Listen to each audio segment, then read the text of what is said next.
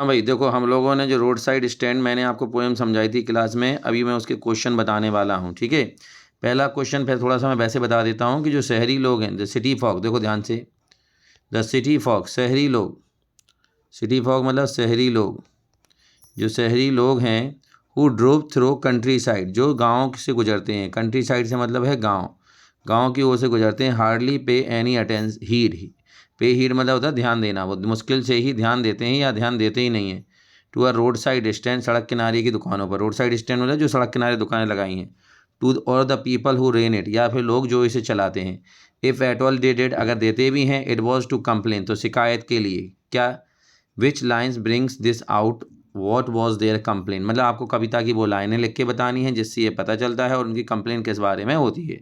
ठीक है, चलो देखो जल्दी से ध्यान से आंसर देखते हैं। इसका जो आंसर है देखो ध्यान से,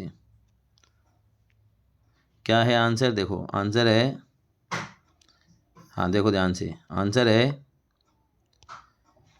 the lines that brings tell us this, पंक्तियाँ जो हमें ये बताती हैं, the polish traffic, polish traffic का भी मतलब शहरी लोग ही होता है, शहरी लोग, शहरी लोग, पॉलिश ट्रैफिक, और हाँ, पास्ट विदा माइंड हेड, पास्ट विदा माइंड हेड मतलब आगे की ओर चले जाते हैं, आगे की मतलब सीधा आगे देखते चले जाते हैं, रुकते रुकते नहीं हैं, और if ever aside a moment, और एक पल के लिए भी रुकते हैं, then out of sort, out of sort का मतलब है गुस्से से, तो गुस्से से रुकते हैं, वो कैसे रुकते हैं, गुस्से से, at having the landscape married, क्या कहते हैं कि आपने ये जो लैंडस्केप है, लैंडस्केप मतलब जो ज़मीन है उसको क्या कर दिया है, मैरिड कर दिया है, मतलब बिगाड़ दिया है, बदसूरत बना दिया है, बिगाड़ दिया है, बदसूरत बना दिया है, विद द आर्टलेस पेंट, बेतुके पेंट से, मतलब तुम्हें पेंट की भी तमीज़ नहीं है, दुकानों पर ढंग से पेंट तो कर लेते, ऑफ एनसाइंट, हाँ, N turn wrong and wrong, आगे देखो, N turn wrong and S turn wrong, के एन गलत बनाया है, एस गलत बनाया है। अब अकॉर्डिंग टू, अकॉर्डिंग टू का मतलब था के अनुसार, के अनुसार, अकॉर्डिंग टू सिटी फॉग, शहर के लोगों के अनुसार, दीज स्टॉल, ये जो स्टॉल हैं मतलब दुकानें जो सड़क किनारे लगी हैं, इनास्टिक साइन बोर्ड, जिन पे भद्दे बोर्ड लगे हैं, इनास्टिक साइन बोर्ड मतलब भद्दे बोर्ड, ब्लेमिस, ब्लेमिस का मतलब धब्बा, वो हैं धब्बा, काय पर, the scenic beauty of the landscape, इस जगह की सुंदरता पर, तो वो लोग कहते हैं, देखो फिर से पढ़ देता हूँ, the polish traffic past with the mind head, आगे की सोचते हुए चले जाते हैं, और एफर असाइड अ मूवमेंट, और एक पल भी रुकते हैं, देन आउट ऑफ सॉर्ट, तो गुस्से से, at having the landscape married, क्या आपने यहाँ की सुंदरता बिगाड़ दी है, विथ आर्टलेस पेंट, बेतुके पेंट से, और shine that N turn wrong S turn wrong, N और एल उल्टे बना रखे हैं, मतलब तमीज़ भी नहीं है लिखने की, अकॉर्डिंग टू सिटी फॉग, शहर के लोगों के अनुसार, ये बार बार जो वर्ड आ रहा है ना, FOL के फॉग, इसका मतलब होता है लोग, these stalls with inartistic sign board blemish on the scenic beauty of the landscape. ठीक है, समझ में आया होगा ये। अब हाँ, अब देखो ध्यान से, what was the plea, plea का मतलब होता है अपील या निवेदन, क्या निवेदन या अपील है, ऑफ द फॉग, उन लोगों का, who put up the road side stand, जो सड़क किनारे दुकानें लगाते हैं। देखो, द रूरल फॉग, रूरल का मतलब होता है ग्रामीण, ग्रामीण लोग जो हैं, प्लीडेड पथेटिकली, हाथ जोड़ के निवेदन करते हैं, प्लीडेड पथेटिकली मतलब हाथ जोड़ के निवेदन करना, फॉर सम कस्टमर, कस्टमर का मतलब है ग्राहक, कुछ ग्राहकों के लिए, to stop by, stop by मतलब रुकें, and buy some of their goods, और उनका कुछ सामान खरीद लें। ठीक है, आगे देखो, उनका कुछ सामान खरीद लें, द फॉग, हाँ, the folk used to pass, the city folk, city folk मतलब शहरी लोग, used to pass on this road, इससे रोड से गुजरते हैं, हैंस इसलिए, रूरल फॉग ग्रामीण लोग, set up road side stand to attract their attention and sell their goods, उनका ध्यान आकर्षित करने के लिए और अपना सामान बेचने के लिए। ठीक है, अब यहाँ अगला देखो, अगला क्वेश्चन है, government and other social service agency, सरकार और दूसरी सामाजिक संस्थाएं, अपीयर्स दिखाई देती हैं, to help the poor rural people, के गरीब लोगों की मदद कर रही हैं, but actually they do them no good, लेकिन वास्तव में उनका कुछ भला करती नहीं है। Pick out the words and phrases, वो शब्द बताओ, that the poet used to show their double standard, जिसका यूज़ कभी करता है उनका दोहरा मापदंड बताने के लिए। दोहरा मापदंड समझते हो, कहना कुछ और करना कुछ। देखो, the poet uses the phrase, उसने दो फ्रेज यूज़ की है, मैं पहले इन फ्रेज को हाईलाइट कर रहा हूँ, ग्रीडी गुड डूअर, ठीक है, लालची, ग्रीडी मतलब लालची, अच्छा करने वाले, लालची अच्छा करने वाले, मतलब वो अच्छा करना सब दिखाते हैं लेकिन एक्चुअल में उनका लालच उसमें छुपा होता है, तो उन्हें कहता है ग्रीडी गुड डूअर। और दूसरा वर्ड उसने यूज़ किया है beneficent beast of prey. Beast of prey मतलब शिकारी जानवर, जो दूसरों का शिकार करके जिंदा रहते हैं उन्हें शिकारी जानवर कहते हैं। तो वो बिजनेसमैन को और इन लोगों को शिकारी कह रहा है कि किसानों की क्या करते हैं, सपनों का शिकार करते हैं। फिर से देखो, the poet uses the phrases greedy good doer and beneficent beast of prey to highlight, बताने के लिए the double standard of government other social service agency. तो क्वेश्चन वाली लाइन है रिवीलिंग। रिवीलिंग मतलब ये हमें बताता है, क्या बताता है, बताता है, क्या बताता है, आउटवर्डली हेल्पफुल एक्शन, की जो बाहरी दिखावा है मदद का, आर एक्चुअली मोटिवेटेड। मोटिवेटेड मतलब प्रेरित होता है, कैसे प्रेरित होता है, सेल्फिश एंड एक्सप्लॉयटेटिव मतलब शोषण वाले, सेल्फिश मतलब स्वार्थी और एक्सप्लॉयटेटिव का मतलब शोषण वाले, इंटेंशंस मतलब इरादों से, प्रेइंग ऑन द इनोसेंस जो कि शिकार करते हैं, प्रेइंग ऑन से मतलब शिकार करना था, इनोसेंस मीन्स मासूमियत का, एंड नीड मीन्स जरूरत का, of the poor rural people गांव के गरीब ग्रामीणों की ज़रूरतों का ये लोग शिकार करते हैं। तो मेन यहाँ वर्ड है greedy good doer and beneficent beast of the prey, जो पोएट यूज़ करता है काय के लिए, उन लोगों। अब देखो चौथा क्वेश्चन क्या है, चौथा क्वेश्चन है what is the childish longing. Childish longing मतलब बचकानी इच्छा, बचकानी इच्छा, क्या बचकानी इच्छा है, that the poet refers to, जो कभी बता रहा है, why is it vain, vain मतलब व्यर्थ जाना, ये व्यर्थ क्यों चली जाती है, मतलब किसान कौन सी बचकानी इच्छा रखते हैं जो व्यर्थ चली जाती है। मतलब देखो क्या है, यहाँ पोएट कहना चाह रहा है कि वो लोग दिन भर बेचारे सड़क किनारे दुकान लगा के इंतजार करते रहते हैं, ग्राहक आएगा, गाड़ी रुकने की आवाज़ आएगी, लेकिन आता जाता कोई नहीं है। रात को केवल निराशा हाथ लगती है, मतलब मायूसी, एक वर्ड यूज़ करेगा वो लर्क, जो वहीं छिपी रहती है, छिपी रहती मतलब कहना चाह रहा है कि दिन भर कुछ कोई नहीं आता तो मायूसी आ जाती है, मायूसी वहीं छिपी रहती है। अब देखो इसका answer, the poet thinks that the persons who are running road side stand suffers, पीड़ित हैं, सफ़र मतलब पीड़ित होना, अ चाइल्डिश लॉन्गिंग एक बचकानी इच्छा से, they are always expecting customer, वो हमेशा ग्राहकों का इंतजार करते हैं। एक्सपेक्ट कस्टमर मतलब ग्राहक का इंतजार, ग्राहक का इंतजार, waiting for their perspective customer. अब ये वर्ड क्या है, परस्पेक्टिव कस्टमर्स का मतलब होता है कि चाय बेचने वाले के पास अगर कोई कहे कि हमें 2 लीटर पेट्रोल डाल दो, तो वो उसका परस्पेक्टिव कस्टमर थोड़ी हुआ, उसको क्या फ़ायदा उससे। चाय बेचने के वाले के पास अगर चाय पीने वाला आएगा वही उसका परस्पेक्टिव कस्टमर होगा। तो हर दुकानदार अपने परस्पेक्टिव कस्टमर का इंतजार करता है। They keep their window open, अपनी खिड़कियाँ खुली रखते हैं, टू अट्रैक्ट देम, उन्हें आकर्षित करने के लिए। दे बिकम सैड, वो दुखी हो जाते हैं, when no one turns up, turns up मतलब कोई मुड़ता नहीं है उनकी तरफ, कोई आता नहीं है। They are always waiting to hear the squeal of breakers, squeal of breaker मतलब गाड़ी रुकने की आवाज़, कि भैया आप कोई गाड़ी रुकेगी, गाड़ी रुकने की आवाज़। But all their efforts go in vain, लेकिन उनके सारे एफर्ट कहाँ चले जाते हैं, वैन हो जाते हैं, मतलब व्यर्थ चले जाते हैं। ठीक है, अगला देखो, which lines tell us about the insufferable pain. Insufferable pain मतलब असहनीय दुख, that the poet feels at यहाँ और कर देना, at the thought of the plight of rural people. Plight मतलब दुख, किसानों के दुख को देखकर कवि को क्या लगता है, क्या कहता है, वो कहता है मुझसे ये पेन सहन नहीं होगा। एक्चुअल में ये वो उस पेन की बात कर रहा है कि बेचारे दिन भर उम्मीद करते हैं और फिर कोई आता जाता नहीं है। देखो ज़रा ध्यान से, these lines are the indicator, ये लाइनें संकेत हैं, इंडिकेटर मतलब संकेत, ऑफ इनसफरेबल पेन असहनीय दुख के, ऑफ द पोएट कवि के, of the that the poet feels जो कभी महसूस करता है, at the thought of plight of rural people ग्रामीण लोगों के दुख को देखकर। देखो समटाइम्स, वो कहता है sometimes I feel my self, कभी कभी मुझे महसूस होता है, I can hardly bear, hardly bear मतलब सहन नहीं होगा, मुझसे सहन नहीं होगा, वो कहता मुझसे सहन नहीं होगा। The thought of so much childish longing, के थॉट मतलब विचार काय का, बचकानी इच्छाओं का, इन वेन, क्योंकि दिन यहाँ बचकानी इच्छा से मतलब बच्चों की हर इच्छा पूरी नहीं होती, मतलब दिन भर इंतजार करो और फिर कोई नहीं है, पूरी इच्छाएं पूरा सपने बेकार चले जाएं। द सैडनेस उदासी, दैट लर्क मतलब होता है छिपना, जो उदासी वहीं छिपी रहती है, near the open window, almost open window, that waits all day almost open prayer, जो दिन भर कायम है, प्रार्थनाओं के बीच इंतजार करती है और कोई आता तो जाता तो है नहीं। तो इन लाइनों में बता रहा कि भैया मुझसे ये दुख सहन नहीं हुआ इन किसानों का, जो बेचारे दिन भर उम्मीद करके कहें कोई आएगा, बट आता जाता तो कोई है नहीं। ठीक है, अब यहाँ देखो, right the central idea. Central idea पे बहुत ध्यान देना, 5 पोएम में से एक सेंट्रल आइडिया जरूर आने वाला है।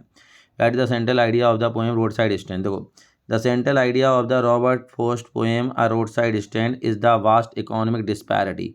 इकोनॉमिक डिस्पैरिटी का मतलब होता है अंतर, आर्थिक अंतर, एक बड़ा आर्थिक अंतर है। एंड निगलेक्ट और अनदेखी है ऑफ रूरल पीपल, गांव के लोगों की। ड्यू टू द इंडिफरेंस, उदासीनता, उदासीनता का मतलब होता है रुचि ना होना। किसकी उदासीनता? अर्बन सोसाइटी, शहरी लोगों की के अंदर ग्रामीण लोगों के विकास को लेकर उदासीनता है। उन्हें कोई परवाह नहीं है, ना वो चाहते हैं कि उनका विकास हो। Who are often focused on their own selfish gain, शहरी लोग सिर्फ अपने लाभ पर, अपने गेन पर, गेन मतलब लाभ पर ही ध्यान देते हैं।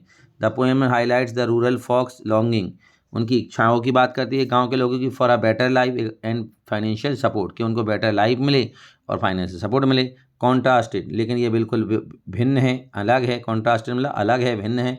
With insensitivity of city dweller, city dweller से मतलब है निवासी, लेकिन शहर के निवासियों की सोच से ये बिल्कुल बिल्कुल अलग है।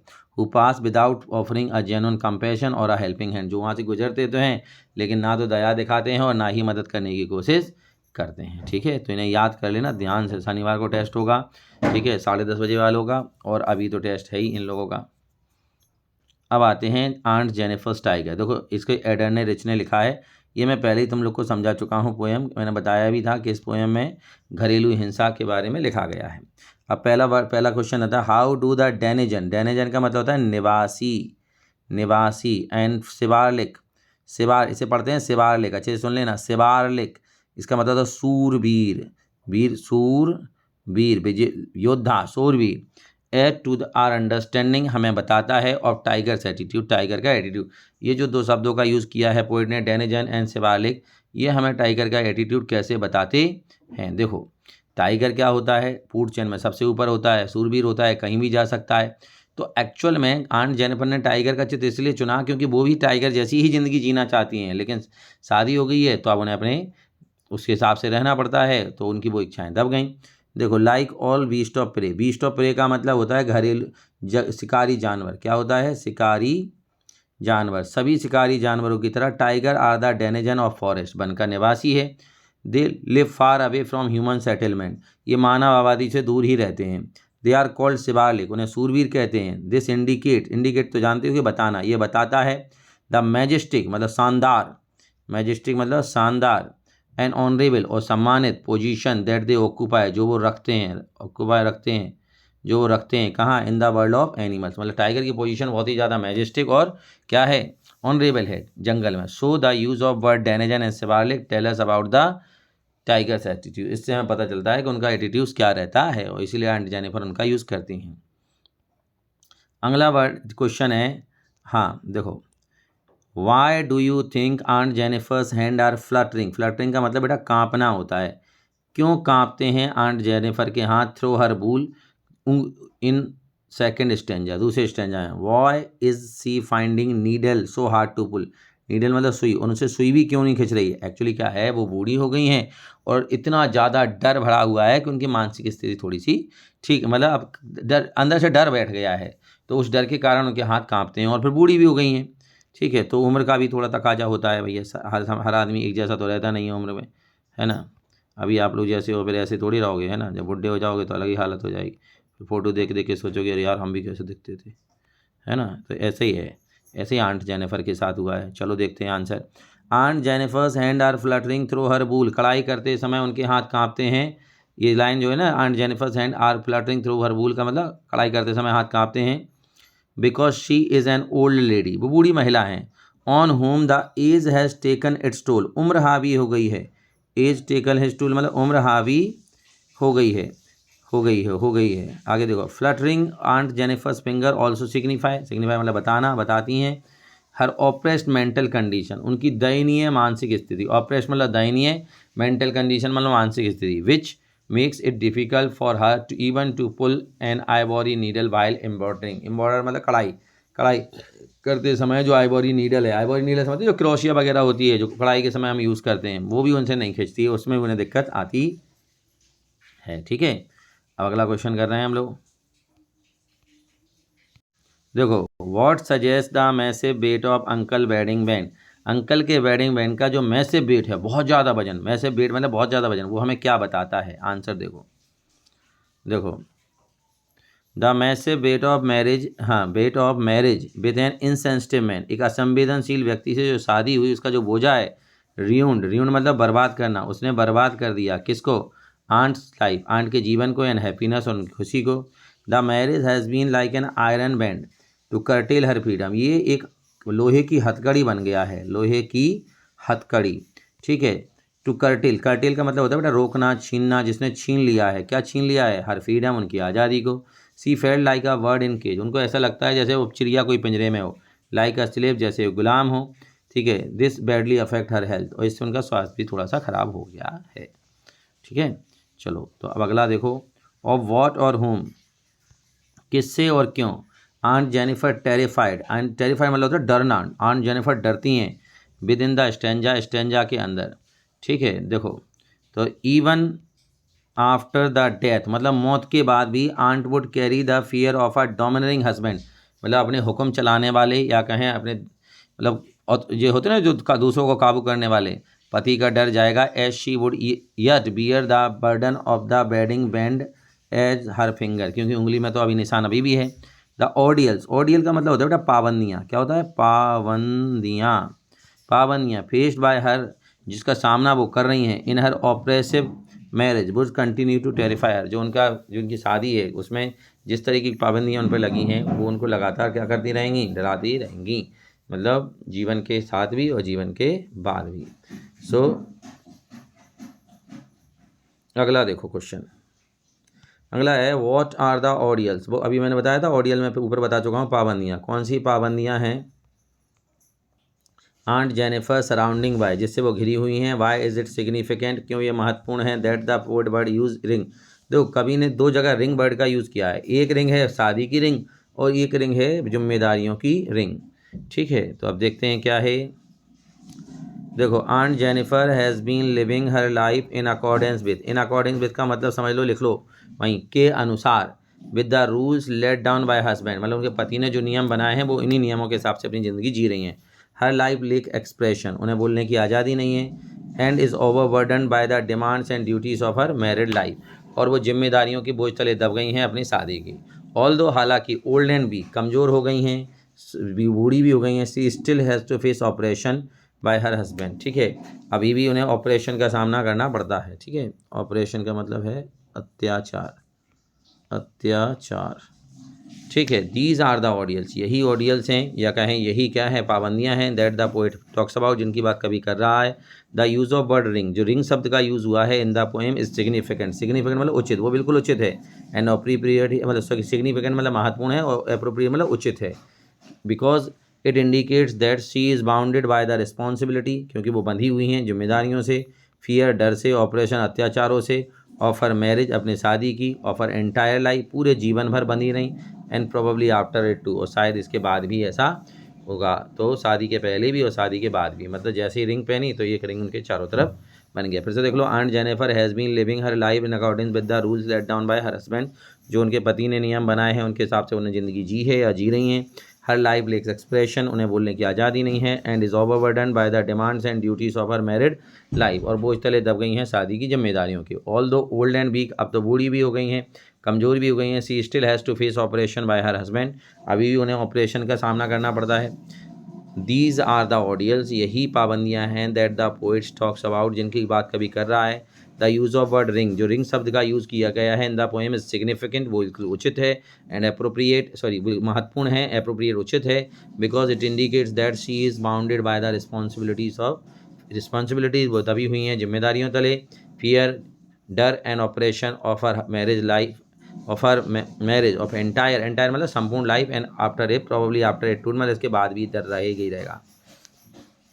अगला देखो, why do you think aunt Jennifer created animal, क्यों उन्होंने ऐसा एनिमल बनाया कढ़ाई के द्वारा। That are different from her own character, जो उनके चरित्र से तो बिल्कुल अलग है। वो तो डरपोक, दब्बू, दबी हुई, कमज़ोर महिलाएं, जबकि टाइगर तो बहुत वीर होता है। What might the poet suggesting through this difference, इस डिफरेंस से कभी बताना क्या चाहता है। आंसर देखो, I think that aunt Jennifer's intense desire, उनकी बहुत ज़्यादा इच्छा है, गहरी इच्छा है। इंटेंस डिज़ायर मतलब गहरी इच्छा है, काहे की यह इच्छा है। फॉर फ्रीडम आज़ादी की, फियरलेसनेस निडरता की, केम आउट पता चलती है थ्रू हर क्रिएटिविटी, जो हमको कैसे पता चलती है उनकी क्रिएटिविटी के द्वारा। दिस इज़ द टाइम, ये वह समय होता है, when she is with her self, जब वो अकेली होती हैं, मतलब अपने साथ होती हैं और कोई नहीं होता।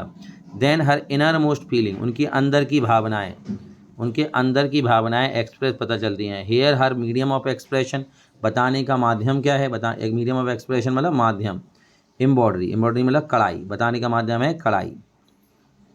दो थ्रू दिस डिफरेंस, इस अंतर से, इट इज़ सोन ऐसा दिखता है, that the lady is not what she is, कि वो महिला वैसी नहीं है जैसी दिखती हैं। हर सरकमटेंसेस, सरकमटेंसेस मतलब परिस्थितियाँ, उनकी परिस्थितियों ने हैव मेड हर सो, उन्हें ऐसा बना दिया है।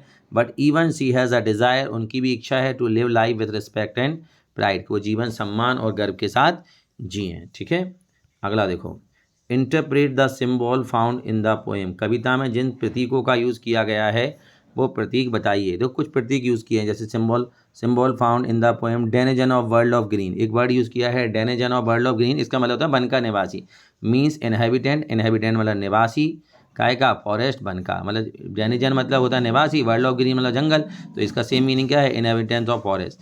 Massive weight of uncle wedding band, ये भी वर्ड यूज़ हुआ है, massive weight of uncle wedding band, means burden of marital obligation, जिम्मेदारियाँ काय की, शादियों की। Sits heavily upon aunt, means इसका साइट हैवली अपॉन आंट मतलब आंट पर बहुत ज़्यादा तनाव डाल रहे हैं। Has laid lot of stress on her. Ringed with ordeal, ringed मतलब होता है घिरा हुआ, ऑडियल मतलब पाबंदियों से या जिम्मेदारियों से, मीन्स गेट एंट्रैप्ड, कि वो फंस गई हैं, इन हार्डशिप्स एंड सफरिंग, कठिनाइयों और दुखों से वो घिर चुकी हैं। फिर से देखो, the symbol in the poem, पहला सिम्बॉल क्या है, denizen of world of green मतलब वन का निवासी। दूसरा है massive weight of uncle wedding band, इसका मतलब होता है means burden of marital obligation, शादी की जिम्मेदारियों का बोझा। Sits heavily upon aunt, means aunty जी को बहुत ज़्यादा तनाव देता है। Led a lot of stress on her. Ringed with ordeals, means to gate entrapped in hardships and suffering, कि वो फंस चुकी हैं परेशानियों में। अगला देखो, do you sympathize with aunt Jennifer, क्या आपको सहानुभूति है आंट जेनिफर से। What is the attitude of the speaker towards aunt Jennifer, aunt Jennifer को लेके स्पीकर का क्या एटीट्यूड है। देखो, स्पीकर मतलब पोइट का, yes I sympathize with aunt Jennifer, the speaker is also sympathetic towards her and hates dominating man, और ऐसे लोगों से नफरत करता है जो दूसरों पे को क्या कहते हैं, अपने काबू में रखना चाहते हैं। अगला है, write a central idea of the poem aunt Jennifer's, aunt Jennifer का सेंट्रल आइडिया आपको बताना है। चलो देख लेते हैं central idea. The central idea of the aunt Jennifer is the theme of female oppression, महिलाओं पर जो अत्याचार होता है, फीमेल ऑपरेशन मतलब महिलाओं पर अत्याचार। आज के ज़माने तो महिलाएं अत्याचार कर रही, पहले के ज़माने में होता था ये तो महिलाओं पर अत्याचार। आगे दो, ऑपरेशन एंड द डिज़ायर, और इच्छा, काय की इच्छा, फॉर फ्रीडम आज़ादी की, विद इन अ पेट्रार्चल सोसाइटी। अब इसका मतलब समझो, पेट्रार्चल सोसाइटी का मतलब है पुरुष सत्तात्मक समाज, पुरुष सत्तात्मक, पुरुष सत्तात्मक समाज को हम बोलते हैं पेट्रार्चल सोसाइटी। फिर से समझो, ये वर्ड मैं बार बार बोल रहा हूँ, पेट्रार्चल सोसाइटी मतलब पुरुष सत्तात्मक समाज। जो हमारा देश या दुनिया का हमेशा पुरुषों की ही सत्ता चली है, तो इसलिए उसे पुरुष सत्तात्मक समाज कहते हैं। ठीक है, लेकिन अब तो महिलाओं के ज़माने हैं। द पोएम कॉन्ट्रास्ट, ये कविता बिल्कुल अलग अलग है या अंतर करती है। कॉन्ट्रास्ट से मतलब है अंतर करना, हाँ अंतराज करती है। टिमिड मतलब डरपोक, सबड्यूड मीन दबी कुचली, टिमिड मतलब डरपोक और सबड्यूड मतलब दबी कुचली, of aunt Jennifer, with fearless निडर, पावरफुल ताकतवर, टाइगर, टाइगर से मतलब एक तरफ आंट जेनिफर का कैरेक्टर है, दूसरी तरफ टाइगर का कैरेक्टर है। शी एम्बॉर्डर, जो आंट जेनिफर एम्बॉर्डर करती हैं मतलब कढ़ाई से बनाती हैं। विच सिम्बोलाइज, जो बताता है हर रिप्रेस्ड लॉन्गिंग, उनकी दबी हुई इच्छा, रिप्रेस्ड लॉन्गिंग मतलब दबी हुई इच्छा, उनकी दबी हुई इच्छा, काय की इच्छा है, इंडिपेंडेंस आज़ादी की, एंड स्ट्रेंथ ताकत की, इन लाइफ ऐसे जीवन में। बर्डन बाय मैरिटल ड्यूटीज, जो दबा हुआ है, जिस बोझ तले दबा हुआ है कि सामाजिक शादी की जिम्मेदारियों और समाज की उम्मीदों से, समाज ने उम्मीदें लगा रखी हैं कि भाई तुम ऐसे रहोगे ऐसे रहोगे ऐसे रहोगे। तो इस तरीके से दोनों पोएम भैया याद कर लेना, शनिवार को इसका टेस्ट होने वाला है, समझ गए ना।